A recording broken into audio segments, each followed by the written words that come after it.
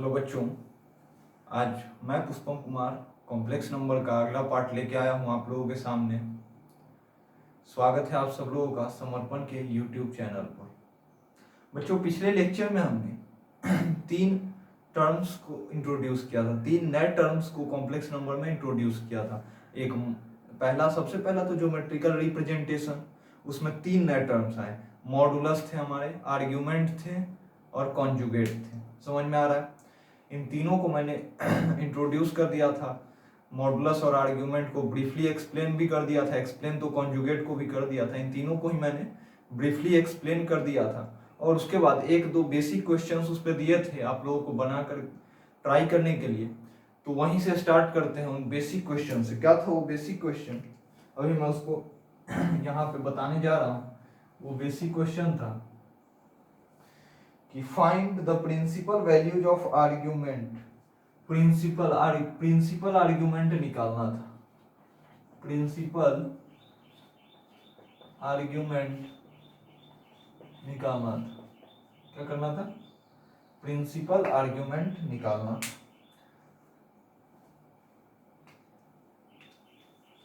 हमारा पहला complex number है z is equals to 2 + 2 iota. 2 + 2 iota. बच्चों देखिए, शायद मैंने यहाँ मॉडुलस निकालने को भी कहा था, तो इसका मॉडुलस तो हो जाएगा, मॉड ऑफ z हो जाएगा √2² + 2² इज इक्वल्स टू 2√2। समझ में आ रहा है? अब बच्चों इसका आर्ग्यूमेंट निकालेंगे, तो इसका आर्ग्यूमेंट हम कैसे निकालेंगे? तो देखिए ये पॉइंट जो है ये कहाँ होगा? 2,2 कहीं यहाँ पे होगा। तो बच्चों ये वाला जो एंगल होगा ये इसका प्रिंसिपल आर्गुमेंट हो जाएगा, ये थीटा इसका प्रिंसिपल आर्गुमेंट हो जाएगा। तो देखिए alpha is equals to theta is equals to इस थीटा का वैल्यू कितना आ जाएगा? tan inverse 2/2। ये डिस्टेंस भी 2, ये भी 2, तो परपेंडिकुलर अपॉन बेस कितना? 2 is equals to tan inverse 1 that is equals to 45 degree. Students, तो पहले कॉम्प्लेक्स नंबर का आर्गुमेंट कितना आया? 45 डिग्री। बच्चों चलिए अब दूसरा कॉम्प्लेक्स नंबर जो है हमारा वो कितना दिए हुए है? दूसरा है z is equals to z2 is equals to -3 + 3 iota. -3 + 3 iota. बच्चों देखिए ये जो हमारा कॉम्प्लेक्स नंबर है इसका मॉडुलस तो आप लोग दोनों का स्क्वायर करके ऐड कर दीजिए और उसका अंडर रूट ले लीजिए, वो आप लोग कर सकते हैं। अब बच्चों इसका मेन मुद्दा है आर्ग्यूमेंट का, तो आर्ग्यूमेंट हम कैसे निकालेंगे? तो देखिए बच्चों, आर्ग्यूमेंट निकालने के लिए क्या करेंगे? पहला नंबर तो ये जो कॉम्प्लेक्स नंबर है जब इसको हम कॉम्प्लेक्स प्लेन में डिनोट करेंगे तो ये किस क्वाड्रेंट में आएगा? सेकंड क्वाड्रेंट में। सेकंड क्वाड्रेंट में कहीं यहाँ होगा -3,3। बच्चों तो देखिए मान लेते हैं कि ये जो एंगल है ये एंगल ये थीटा है, तो इसका आर्गुमेंट कितना हो जाएगा? Principal argument pi minus theta, यानी कि यहां से हो जाएगा phi is equals to pi minus theta. और स्टूडेंट्स देखिए थीटा का वैल्यू कितना हो जाएगा? tan इनवर्स मॉड ऑफ, यहां देखिए x निगेटिव है तो मॉड x लेंगे यानी कि 3, और ऊपर में y पॉजिटिव है तो वो ऐसे ही लिख दीजिए 3/3 1, और थीटा का वैल्यू ये है तो कितना हो जाएगा? Pi minus tan inverse 3/3 that is equals to pi minus tan inverse 1। समझ में आ रहा है स्टूडेंट्स? तो दूसरे कॉम्प्लेक्स नंबर का आर्गुमेंट हम इस तरह से निकालेंगे। अब देखिए दो और है जिनको, इन दोनों को नोट कर लीजिए, फिर मैं तीसरा और चौथा डिस्कस करता हूं।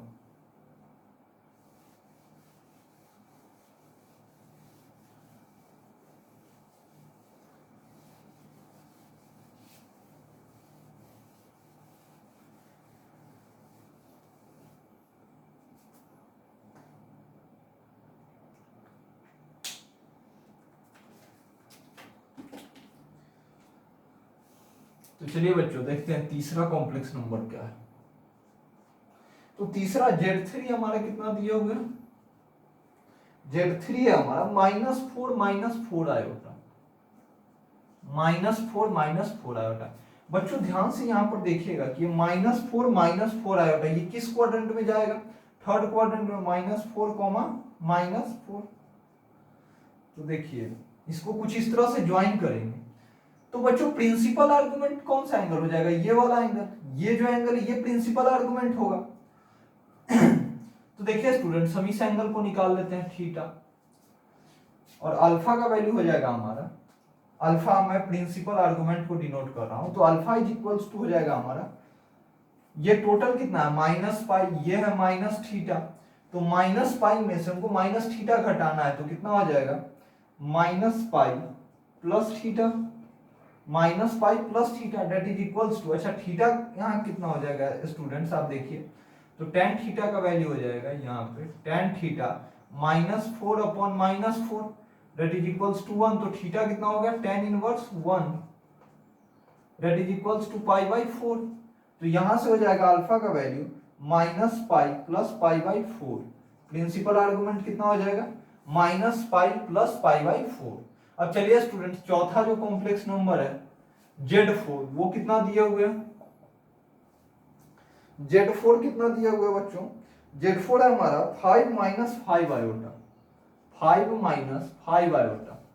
देखिए बच्चों ये 5 माइनस 5 आयोटा कहाँ होगा, कहीं फोर्थ क्वाड्रेंट में होगा, फोर्थ क्वाड्रेंट में कहीं यहाँ पे होगा। चलिए स्टूडेंट्स इसको ओरिजिन से ज्वाइन कर दीजिए, मान लेते हैं कि ये एंगल है थीटा, ये एंगल है एक्यूट वाला एंगल, ये है थीटा, तो बताइए स्टूडेंट्स इसका आर्ग्यूमेंट जो है अल्फा वो कितना हो जाएगा माइनस थीटा हो जाएगा, कल मैंने इन चीजों को डिस्कस किया था, अल्फा का वैल्यू कितना हो जाएगा माइनस थीटा, और यहां से थीटा का वैल्यू कितना हो जाएगा माइनस, और थीटा का वैल्यू हमारा हो जाएगा, देखिए स्टूडेंट्स यहां से टेन थीटा हो जाएगा हमारा, इस पॉइंट का कोऑर्डिनेट, ये डिस्टेंस कितना होगा जल्दी से बताइए, ये डिस्टेंस होगा mod of minus five that is equals to five, क्योंकि y कोऑर्डिनेट कितना हो जाएगा माइनस फाइव, और माइनस है तो मैं मॉड लगा के यहाँ डिस्टेंस लिखना है तो फाइव हो जाएगा, और ये डिस्टेंस फाइव, तो कितना हो जाएगा टेन थीटा का वैल्यू हो जाएगा five upon five that is equals to one, तो थीटा का वैल्यू हो जाएगा पाई बाई फोर, तो यहां से देखिए alpha is equals to minus of pi by four that is कितना आ गया माइनस पाई बाई फोर, तो चौथे वाले Z4 का प्रिंसिपल आर्गुमेंट हो गया माइनस पाई बाई फोर। तो स्टूडेंट्स आर्ग्यूमेंट निकालने का, प्रिंसिपल आर्ग्यूमेंट निकालने का बेसिकली फंडा क्या है कि सबसे पहले हम एक्यूट एंगल निकाल लेते हैं, चाहे वो किसी भी क्वाड्रेंट में हो, उसका नजदीकी एक्सिस से, नजदीकी रियल एक्सिस से एक्यूट एंगल निकाल लेते हैं और उसको फिर क्वाड्रेंट के हिसाब से एडजस्ट कर देते हैं, जैसा कल मैंने बताया था हर एक क्वाड्रेंट के लिए उस तरह से कर देते हैं स्टूडेंट्स।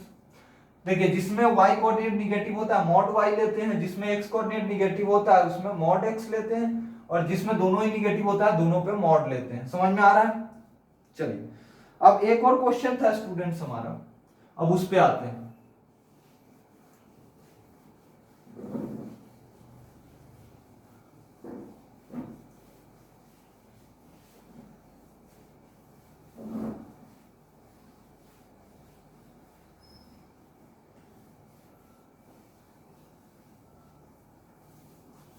चलिए बच्चों, तो देखिए अब हमारा अगला क्वेश्चन है, find the argument and the principal value of the argument of the complex number z is equals to 2 plus iota, z is equals to 2 plus iota upon 1 plus iota square, sorry 1 plus iota का whole square plus 4 iota.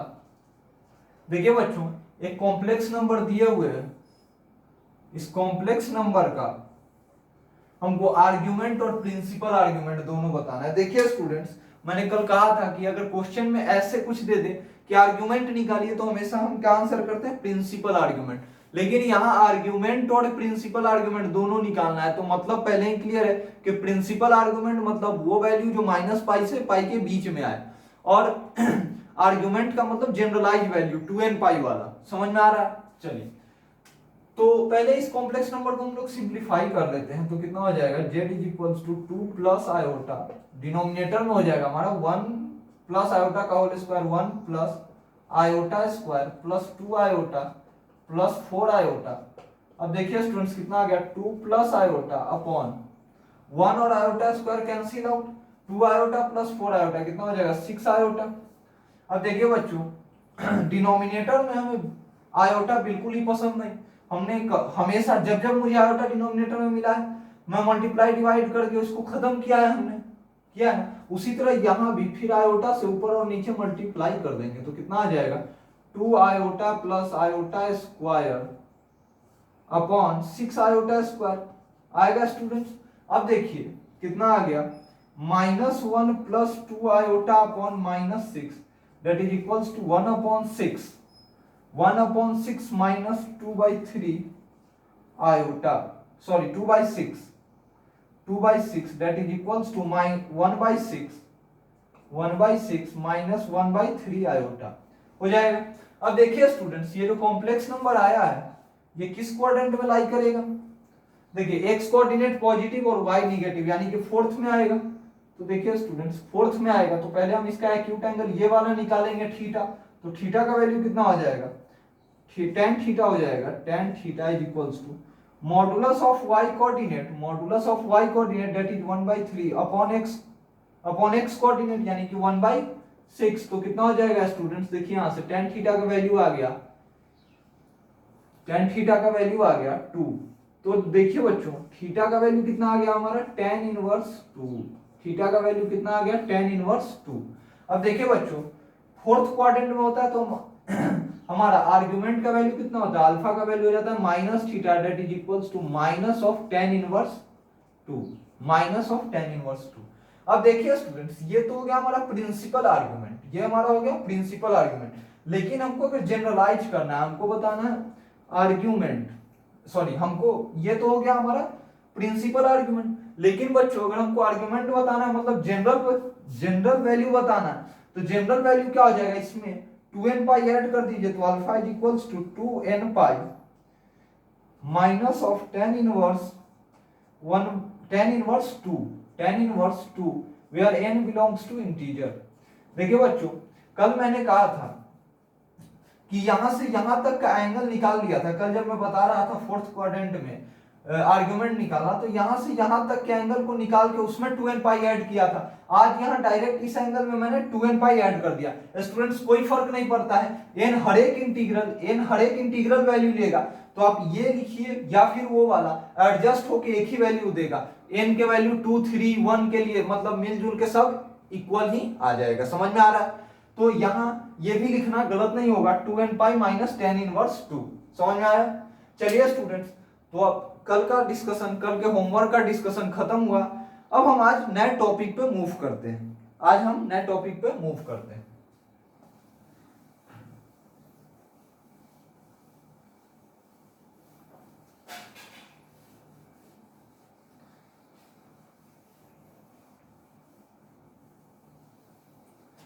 देखिए बच्चों मैंने complex number में सबसे पहले उसका algebraic form पढ़ा a plus iota b, फिर उसका ज्योमेट्रिकल रिप्रेजेंटेशन देखा।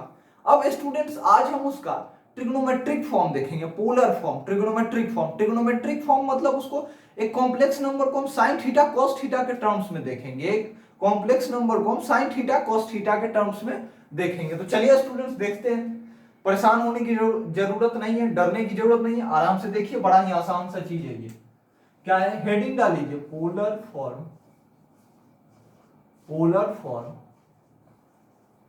और ट्रिग्नोमेट्रिक फॉर्म और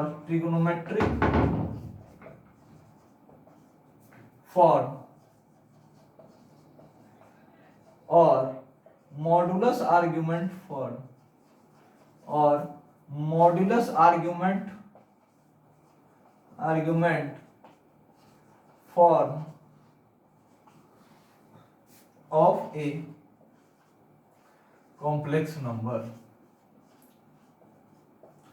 ऑफ ए कॉम्प्लेक्स नंबर।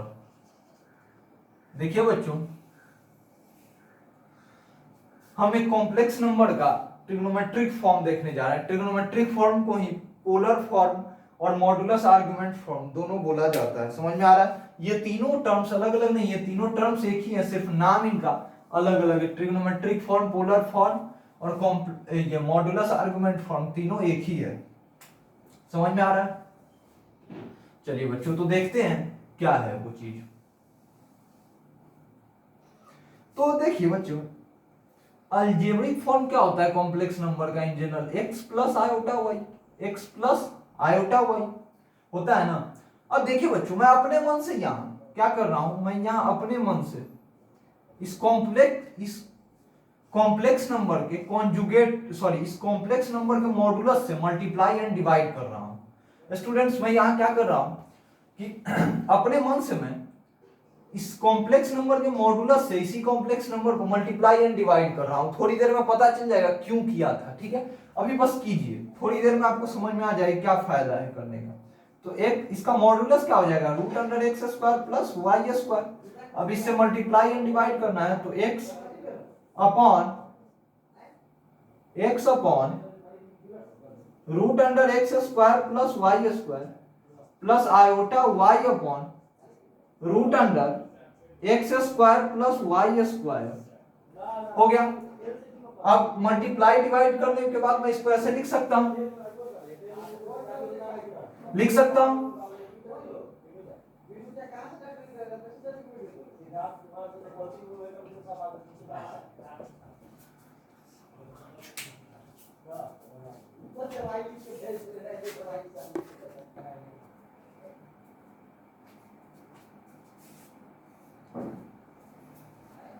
तो बच्चों इसको मैं लिखूंगा x upon root under x square plus y square plus iota y upon root under x square plus y square. अब देखिए बच्चों, यहां पर ध्यान से आप देखिएगा एक चीज को मैं आपको दिखा रहा हूं। देखिए ये क्या है, x प्लस आयोटा y। जब मैं इसको कॉम्प्लेक्स प्लेन में रिप्रेजेंट करूंगा तो ये कुछ इस तरह का पॉइंट मिलेगा x, y। अब इन दोनों को ज्वाइन कीजिए और एक परपेंडिकुलर डालिए। तो स्टूडेंट्स, ये वाला जो डिस्टेंस है ये कितना हो जाएगा x और ये कितना हो जाएगा y, और ये वाला डिस्टेंस कितना होगा, ये वाला root under x square plus y square. बच्चों मान लीजिए कि ये एंगल है थीटा, ये थीटा क्या हो जाएगा, इस कॉम्प्लेक्स नंबर का प्रिंसिपल आर्गुमेंट हो जाएगा। तो देखिए बच्चों, यहां से sine theta, sine of principal argument कितना हो जाएगा, y upon root under x square plus y square, और कॉस थीटा कितना हो जाएगा, x upon root under x square plus y square. समझ में आ रहा है बच्चों? यहां से देखिए एक कॉम्प्लेक्स नंबर को जब मैंने ज्योमेट्रिकली रिप्रेजेंट किया तो देखिए यहां से y upon root under x square plus y square किसके इक्वल आ रहा है, sine of argument. Sine theta मतलब साइन ऑफ आर्गुमेंट, आर्गुमेंट का साइन वैल्यू कितना आ रहा है, y upon root under x square plus y square. और देखिए cos थीटा और x upon root under x square plus y square का वैल्यू क्या आ रहा है, cos थीटा। तो देखिए बच्चों, मैं यहां इससे रिप्लेस कर सकता हूं, इसको मैं किससे रिप्लेस कर सकता हूं, cos थीटा से प्लस आयोटा इंटू, इसको मैं किससे रिप्लेस कर सकता हूं, इसको मैं रिप्लेस कर सकता हूं sin थीटा से। तो क्या आ गया, cos theta plus iota sin theta. ये हमारा क्या, मॉडुलस ऑफ कॉम्प्लेक्स नंबर। तो देखिए स्टूडेंट्स, मैंने यहां पे कॉम्प्लेक्स नंबर को ट्रिग्नोमेट्रिक फॉर्म में कन्वर्ट कर दिया है, cos theta plus iota sin theta. cos theta is equals to modulus of z into cos theta plus iota sin theta. ये जो फॉर्म आया है, ये जो स्टैंडर्ड सा फॉर्म आपको दिख रहा है, इसी को कहा जाता है ट्रिग्नोमेट्रिक और polar form of complex number. देखिए ट्रिग्नोमेट्रिक फॉर्म क्यों आ जाता है, इसको क्यों ट्रिग्नोमेट्रिक फॉर्म बोला जाता है, क्योंकि देखिए इसमें ट्रिग्नोमेट्रिक साइंस आ गए, साइन कॉस। अब देखिए स्टूडेंट, इसको मॉडुलस आर्गुमेंट फॉर्म भी बोला जाता है। क्यों बोला जाता है, तो देखिए इसमें ये मॉडुलस है और ये थीटा आर्गुमेंट है। इस पूरे कॉम्प्लेक्स नंबर को मॉडुलस और इस आर्गुमेंट के टर्म्स में लिख दिया गया, इसीलिए कॉम्प्लेक्स नंबर की इस फॉर्म को modulus argument form of complex number बोला जाता है। समझ में आ रहा है स्टूडेंट्स? यहां तक क्लियर है आप लोगों को? चलिए तो इसको नोट कीजिए, मैं इससे थोड़ा सा आगे बढ़ता हूं। अब देखिए स्टूडेंट्स, ये अब आप लोगों के दिमाग में आ रहा हो कि चलिए ये थीटा है, थीटा की जगह अगर मैं 2 पाई प्लस थीटा भी यहां रिप्लेस कर दूं, मैं यहां 2 पाई प्लस थीटा भी रिप्लेस कर दूं, तब भी वैल्यू चेंज नहीं होगा, और 2 पाई प्लस थीटा को भी तो मैं आर्गुमेंट ही कहूंगा। तो यहां पर 2 पाई प्लस थीटा लिखना भी गलत नहीं होगा। स्टूडेंट्स फिर एक बार 2 पाई ऐड कर दीजिए, 4 पाई प्लस थीटा लिखना भी गलत नहीं है, -2 पाई प्लस थीटा, -4 पाई प्लस थीटा, कुछ भी लिखना गलत नहीं है। तो इसको हम जनरलाइज फॉर्म में इस तरह से भी लिख सकते हैं। अगर देखिए ये मैंने प्रिंसिपल आर्गुमेंट और मॉडुलस के फॉर्म में लिखा, अगर मैं इसको जनरलाइज करके आर्गुमेंट और मॉडुलस के फॉर्म में लिखना चाहूं तो मैं इसको जनरलाइज करूंगा इस तरह से कि mod of Z into cos of 2n pi plus theta plus iota into sign 2n pi plus theta 2n pi plus theta. समझ में आ रहा है बच्चों? मैं यहां क्या लिख दूंगा, एक कॉम्प्लेक्स नंबर को जनरलाइज करके इन जनरलाइज फॉर्म बच्चों देखिए प्रिंसिपल आर्गुमेंट के फॉर्म में तो मैं इस तरह से लिख सकता हूं, यहां थीटा क्या प्रिंसिपल आर्गुमेंट, लेकिन जब मैं आर्गुमेंट के फॉर्म में जनरलाइज करके लिखना चाहूंगा तो हमारा कौन सा फॉर्म हो जाएगा, ये वाला। क्योंकि मैं थीटा की जगह 2 पाई प्लस थीटा 4 पाई प्लस थीटा 6 पाई प्लस थीटा कुछ भी लिख दूं कोई फर्क नहीं पड़ता है। देखिए मैंने यहां क्या लिख दिया, z is equals to mod of z into cos of 2n pi plus theta plus iota into sine of 2n pi plus theta, जहां n क्या है, कोई भी इंटीजर, जहां n क्या है स्टूडेंट्स, कोई भी इंटीजर। तो यहां तक मैं उम्मीद कर रहा हूं कि आप लोगों को क्लियर हो गया होगा, यहां तक आप लोगों को क्लियर हुआ होगा। ये समझ में आ रहा है ना कि इसको मैंने इसका ट्रिगोनोमेट्रिक फॉर्म में, अलजेब्रिक से मैंने ट्रिगोनोमेट्रिक फॉर्म में कैसे कन्वर्ट कर दिया कॉम्प्लेक्स नंबर को, एक कॉम्प्लेक्स नंबर का ये अलजेब्रिक एक्सप्रेशन है, इसको मैंने ट्रिगोनोमेट्रिक फॉर्म में कैसे कन्वर्ट किया और क्यों मैंने इसका generalised form 2n pi plus theta लिख दिया, थीटा की जगह मैंने 2n पाई प्लस थीटा लिख दिया, ये सब आप लोगों को समझ में आ रहा होगा। चलिए तो अब इससे आगे बढ़ते हैं थोड़ा सा।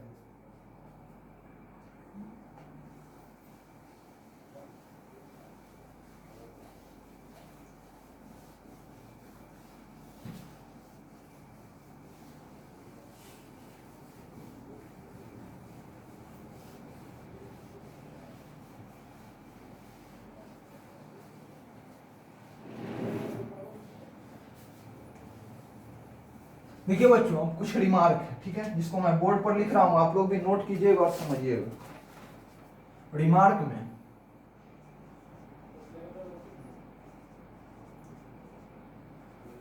में सबसे पहला रिमार्क है कि cos theta plus iota sine theta is also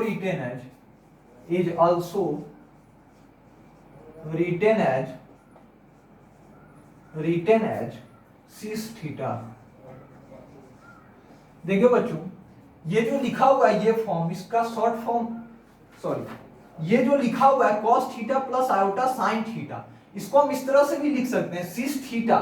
कहने का मतलब है कि अगर कहीं भी क्वेश्चन में सिस थीटा, ये CIS ऑफ थीटा लिखा हुआ दिख जाए तो इसका मतलब ये समझिएगा, कॉम्प्लेक्स नंबर में बेसिकली अगर ये लिखा हुआ दिख जाए तो इसका मतलब ये समझिएगा कि लिखा हुआ है cos theta plus iota sine theta, cos theta plus iota sine theta. तो अगर कॉम्प्लेक्स नंबर को शॉर्ट में कैसे डिनोट कर पाएंगे, इसकी मदद से z is equals to mod of z into cis theta. समझ में आ रहा है?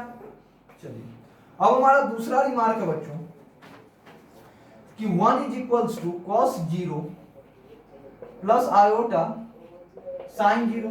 1 को हम इस फॉर्म में भी लिख सकते हैं, 1 को अगर 1 का हमको अगर ट्रिगोनोमेट्रिक फॉर्म या पोलर फॉर्म लिखना हो तो हम इस फॉर्म में लिख देंगे cos 0 plus iota into sign 0, क्योंकि देखिए cos 0 1 साइन 0 0, तो ये वाला पार्ट 0 और ये 1, तो ये दोनों इक्वल है। इसी तरह अगर -1 लिखना हो तो हम क्या लिख देंगे cos pi plus iota into sine pi. देखिए बच्चों -1 को का पोलर फॉर्म ये हो जाएगा, -1 का पोलर फॉर्म ये हो जाएगा cos pi plus iota into sine pi का वैल्यू होता है 0 और cos पाई का -1। बच्चों इसी तरह अगर आयोटा लिखना हो, आयोटा, तो आयोटा के लिए हम क्या करेंगे बच्चों, cos pi by 2 plus iota sine pi by 2। देखिए आयोटा का पोलर फॉर्म क्या हो जाएगा बच्चों, आयोटा का पोलर फॉर्म हो जाएगा cos pi by 2 plus sine pi by 2। और बच्चों देखिए माइनस आयोटा का पोलर फॉर्म क्या हो जाएगा, cos pi by 2 minus iota into sine pi by 2।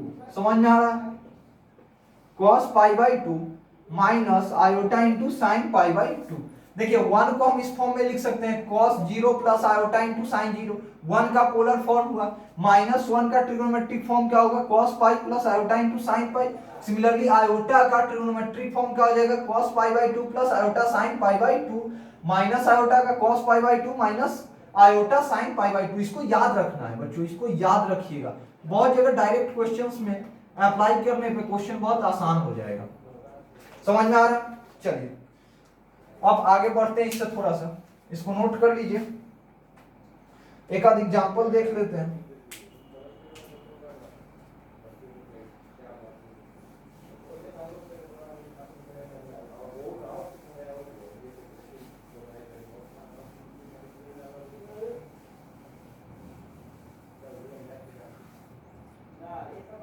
देखिए बच्चों एक एग्जांपल ले लेते हैं हम। Find the modulus and principal argument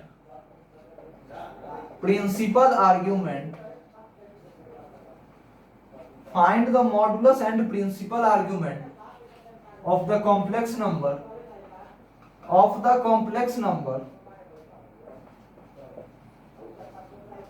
z is equals to 3 into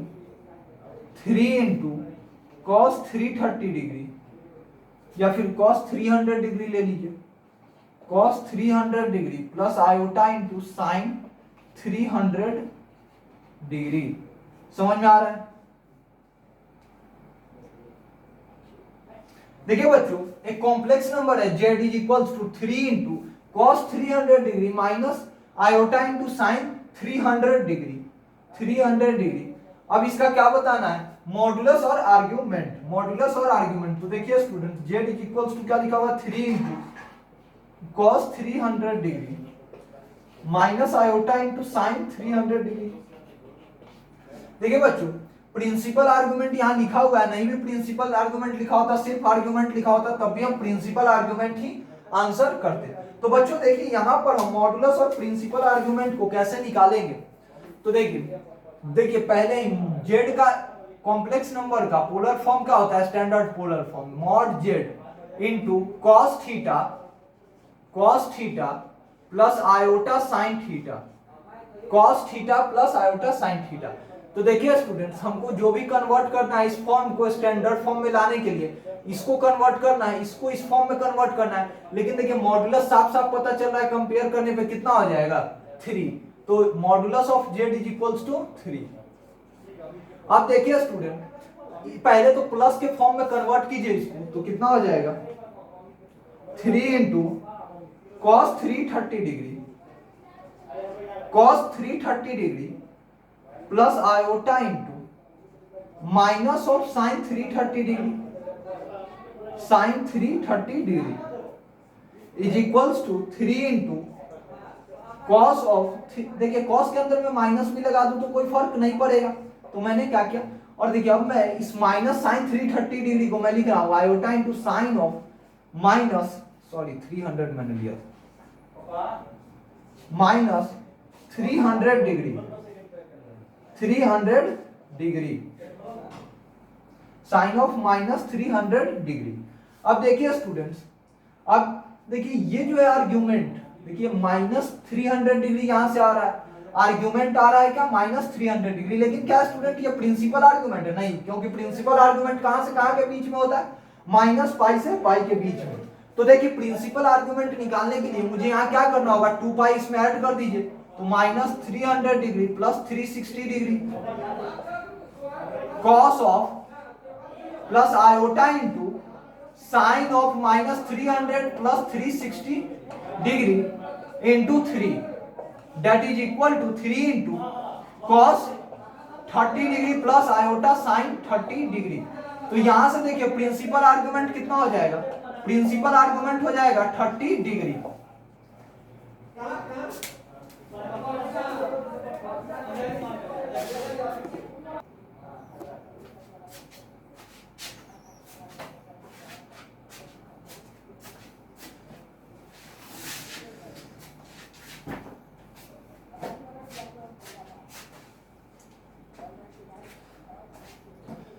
चलिए स्टूडेंट्स, तो अब हमने एक algebraic form of complex number को ट्रिगोनोमेट्रिक फॉर्म में कन्वर्ट करना भी सीख लिया। ये भी देख लिया कि अलजेब्रिक के standard trigonometric form, standard polar form of complex number क्या होता है, cos mod Z into cos theta plus iota sine theta. अब स्टूडेंट्स इससे आगे हम देखेंगे, साथ ही हमने ये भी देख लिया कि कैसे कंपेयर करके प्रिंसिपल आर्ग्यूमेंट निकालते हैं और कैसे मॉडुलस निकालते हैं स्टैंडर्ड फॉर्म से। चलिए स्टूडेंट्स अब हम आगे बढ़ते हैं और एक नया टर्म को इंट्रोड्यूस करते हैं, एक नया टर्म को इंट्रोड्यूस करते हैं।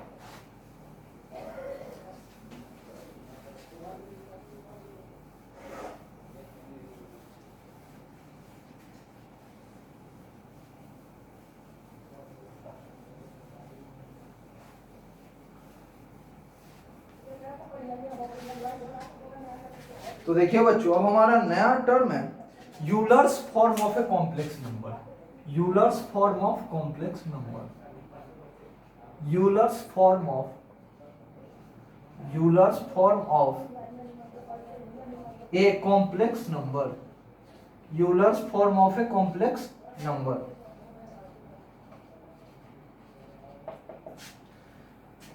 अब स्टूडेंट्स हमारा अगला क्या टॉपिक है, यूलर्स, अगला पॉइंट है Euler's form of complex number. अब कॉम्प्लेक्स नंबर्स का कॉम्प्लेक्स नंबर का यूलर्स फॉर्म क्या है ये देखते हैं, लेकिन उससे पहले हम जानेंगे यूलर्स आइडेंटिटी के बारे में। यूलर्स आइडेंटिटी क्या है, यूलर्स आइडेंटिटी क्या है, यूलर्स आइडेंटिटी क्या है। तो स्टूडेंट्स यूलर्स आइडेंटिटी क्या है समझिएगा। यूलर्स नाम के एक साइंटिस्ट थे, एक मैथमेटिशियन थे, जिन्होंने कहा कि cos theta plus iota sine theta, iota sine theta का जो वैल्यू है ये e to the power iota theta के इक्वल होता है। स्टूडेंट्स यूलर्स आइडेंटिटी यही है, यूलर्स नाम के मैथमेटिशियन ने एक आइडेंटिटी दिया था, बोला था कि cos theta plus iota sine theta का value e to the power iota into theta होता है। स्टूडेंट्स देखने में तो थोड़ा सा अटपटा आप लोगों को लग रहा होगा कि तुरंत ही यार कैसे ये ट्रिग्नोमेट्रिक फॉर्म से ये एक्सपोनेंशियल फॉर्म में आ गया, अटपटा लग रहा होगा, लेकिन आपको एडजस्ट करना होगा, एडजस्ट कराना होगा कि ये इसके इक्वल होता है। स्टूडेंट्स मैं इसका प्रूफ भी दूंगा, लेकिन अभी ये आप इतना याद रख लीजिए, एकदम आपको दिमाग में बैठा लेना है कि cos theta plus iota sine theta e to the power iota theta के इक्वल होता है। स्टूडेंट्स इसका जो प्रूफ है यूलर्स आइडेंटिटी का प्रूफ वो डिफरेंशिएशन और इंटीग्रेशन से आता है। उसको एक बार डिफरेंशिएट करके और फिर इंटीग्रेट करने पर यूलर्स फॉर्म प्रूफ हो जाता है, यूलर्स आइडेंटिटी प्रूफ हो जाता है। मैं यहाँ प्रूफ भी करूंगा स्टूडेंट्स, लेकिन मुझे लगता है कि शायद आपको इंटीग्रेशन और डिफरेंशिएशन पर अच्छी तरह से कमांड नहीं है, तो हो सके कि आपको समझ नहीं आए। बट स्टूडेंट्स आपको कॉपी में नोट करके रखना है, नहीं भी समझ में आएगा तो, क्योंकि जब बाद में आप डिफरेंशिएशन और इंटीग्रेशन पढ़ लेंगे तब फिर पलट के इसको देखेंगे तब आपको समझ में आ जाएगा। इसलिए आपकी कॉपी में होना चाहिए और मैं इसको प्रूफ करूंगा। या फिर आप लोग फिजिक्स में आप लोगों ने थोड़ा डिफरेंशिएशन और इंटीग्रेशन पढ़ा होगा, अगर उसके मदद से अगर आप लोगों को समझ में आ जाए तो ये बहुत ही अच्छी बात है। नहीं भी समझ में आए तो परेशान नहीं होना है, जब मैं डिफरेंशिएशन और इंटीग्रेशन आगे पढ़ाऊंगा तब आप लोगों को समझ में आ जाएगा इसका प्रूफ, इसलिए कॉपी में नोट करके रखना है।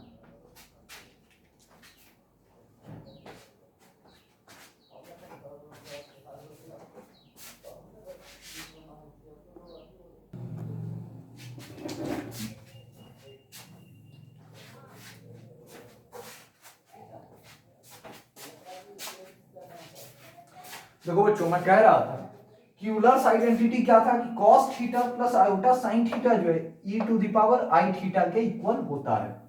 ये यूलर्स का आइडेंटिटी था और इसके आने से कॉम्प्लेक्स नंबर बड़ा ही आसान हो गया। कॉम्प्लेक्स नंबर्स में कुछ चीजों को डील करना बहुत ही आसान हो गया, ठीक है। इसलिए इसको पहले नंबर, तो इस यूलर्स आइडेंटिटी को आप एकदम दिमाग में बैठा लीजिए, cos theta plus iota sine theta e to the power iota into theta के पावर इक्वल होता है।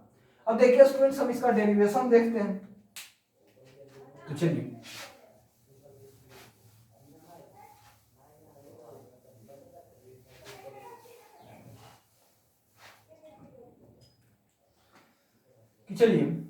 cos theta plus iota into sine theta को हमने मान लिया y के इक्वल। अब इसको थीटा के रिस्पेक्ट में डिफरेंशिएट कीजिए, तो dy अपॉन डी थीटा किसके इक्वल हो जाएगा, minus sine theta, cos theta का डिफरेंशिएशन माइनस साइन थीटा, और iota into cos theta, iota into cos theta. बच्चों देखिए मैं यहां पर -1 इंटू साइन थीटा को iota square sine theta plus iota cos theta लिख सकता हूं। अब बच्चों देखिए यहां से मैं आयोटा को कॉमन करूंगा, तो आयोटा को जैसे ही मैंने कॉमन किया तो ये कितना आ गया cos theta plus iota sin theta, cos theta plus iota sin theta. बच्चों cos theta plus iota sin theta देखिए किसके इक्वल है, y के, तो मैं यहाँ पे y रिप्लेस कर दूं तो कितना आ गया dy upon d theta is equals to कितना आ गया आयोटा इंटू वाई। अब बच्चों मैं क्या कर रहा हूं कि इस y को नीचे ले जा रहा हूं, डी थीटा को इधर ला रहा हूं, तो कितना हो जाएगा dy upon y is equals to iota into d theta. अब दोनों तरफ मैं इंटीग्रेट कर रहा हूं स्टूडेंट्स, dx अपॉन x का इंटीग्रेशन आप लोगों को शायद पता होगा ln x होता है, तो उसी तरह dy अपॉन y का इंटीग्रेशन हो जाएगा ln y, ठीक है, इज इक्वल्स टू आयोटा तो कांस्टेंट है तो बाहर आ जाएगा, तो आयोटा और डी थीटा का कितना आ जाएगा थीटा। अच्छा एक कांस्टेंट टर्म आ जाएगा c। जब भी हम इंडेफिनिट इंटीग्रेशन में जब भी हम इंटीग्रेट करते हैं किसी भी फंक्शन को इंटीग्रेट करते हैं तो एक कांस्टेंट जरूर आता है, ठीक है, ये आप लोग इंटीग्रेशन में जानिएगा। अब देखिए स्टूडेंट यहां से देखिए y का वैल्यू कितना हो जाएगा e to the power i theta plus c, क्योंकि देखिए इधर से ln हटाया तो इधर e आएगा, एक्सपोनेंशियल आ जाएगा। अब देखिए स्टूडेंट्स यहां से क्या आएगा y is equals to e की power i theta into e की पावर c आ गया। अब देखिए बच्चों y का एक वैल्यू यहां कितना आ गया, ये दूसरा वैल्यू आ गया और एक वैल्यू तो यहां दिए हुए हैं। अब चलिए स्टूडेंट्स हम इस अननोन कांस्टेंट का वैल्यू देख लेते हैं, इस अननोन कांस्टेंट का वैल्यू निकाल के देख लेते हैं। देखिए बच्चों यहां से थीटा को 0 पुट कीजिए, थीटा को 0 पुट कीजिए, तो थीटा को जब 0 पुट कीजिएगा तो y का वैल्यू कितना आएगा 1, थीटा 0।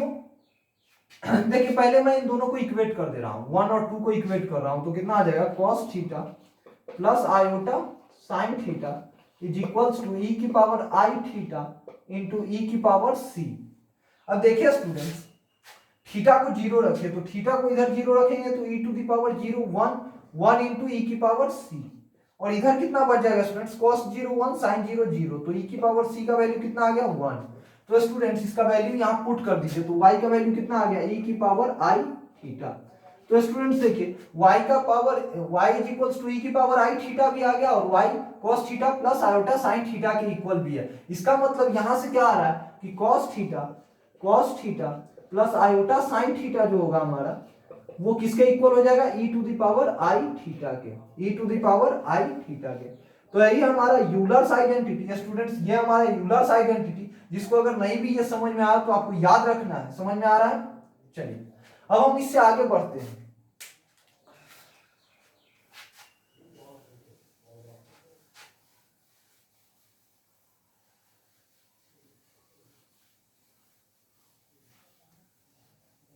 चलिए बच्चों अब हम आते हैं यूलर्स फॉर्म पे कि कॉम्प्लेक्स नंबर का यूलर्स फॉर्म क्या होता है। जैसे ट्रिगोनोमेट्रिक फॉर्म कुछ ना कुछ था उसी तरह यूलर्स फॉर्म भी होगा। तो चलिए स्टूडेंट्स देखिए एक कोई भी एक कॉम्प्लेक्स नंबर है, let any complex number z, let any complex number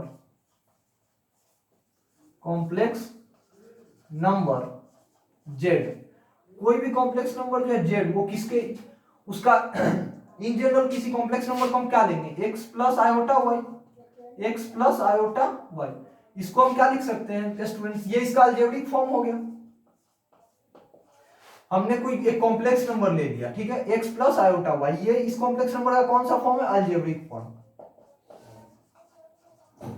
अब बच्चों मैं इसका ट्रिगोनोमेट्रिक फॉर्म अगर लिखना चाहूं तो क्या हो जाएगा mod of z into cos theta plus iota sine theta. अभी अभी मैंने थोड़ी देर पहले आपको दिखाया है कि मैं अलजेब्रिक फॉर्म को ट्रिगोनोमेट्रिक फॉर्म में, पोलर फॉर्म में कन्वर्ट कर सकता हूं इस तरह से, और किसी भी कॉम्प्लेक्स नंबर का इन जनरल पोलर फॉर्म यही होता है। तो ये क्या हो गया पोलर फॉर्म। और बच्चों अभी थोड़ी देर पहले मैंने बताया है कि यूलर्स आइडेंटिटी क्या कहता है कि cos theta plus iota sin theta किसके इक्वल होता है e to the power iota theta. तो अब देखिए ये कितना बन जाएगा mod of z into e to the power iota theta. अब स्टूडेंट्स देखिए कॉम्प्लेक्स नंबर z जो है उसका एक नया फॉर्म तैयार हो गया, यूलर्स आइडेंटिटी की मदद से। देखिए स्टूडेंट्स यूलर्स आइडेंटिटी के मदद से इस कॉम्प्लेक्स नंबर का एक नया फॉर्म तैयार हो गया, जिस फॉर्म को हम क्या नाम देंगे Euler's form of complex number, Euler's form of complex number, Euler's form of complex number. देखिए बच्चों, ये है हमारा अलजेब्रिक फॉर्म, इसको मैंने कन्वर्ट किया था थोड़ी देर पहले पोलर फॉर्म में। अब पोलर फॉर्म को मैंने एक नए फॉर्म में कन्वर्ट किया है यूलर्स आइडेंटिटी की मदद से। अब इस फॉर्म को हम क्या नाम देंगे, Euler's form of complex number. समझ में आ रहा है स्टूडेंट्स यहां तक? चलिए, तो अब इससे आगे हम कुछ इसके एप्लीकेशंस और देखते हैं, इसको नोट कर लीजिए।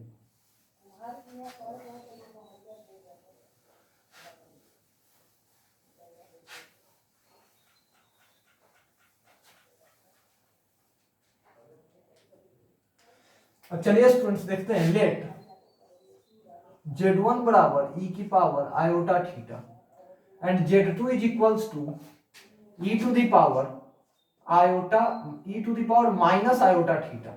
मतलब मैंने z1 का कॉन्जुगेट ले लिया, z2 जो है z1 का कॉन्जुगेट है। अब इन दोनों को ऐड कीजिए, z1 प्लस z2, तो इसका वैल्यू क्या आएगा। स्टूडेंट्स लाइट कटने की वजह से मैं इस वीडियो को यहाँ रोक रहा हूँ, फिर इससे आगे लाइट आने पे मैं कंटिन्यू करूंगा।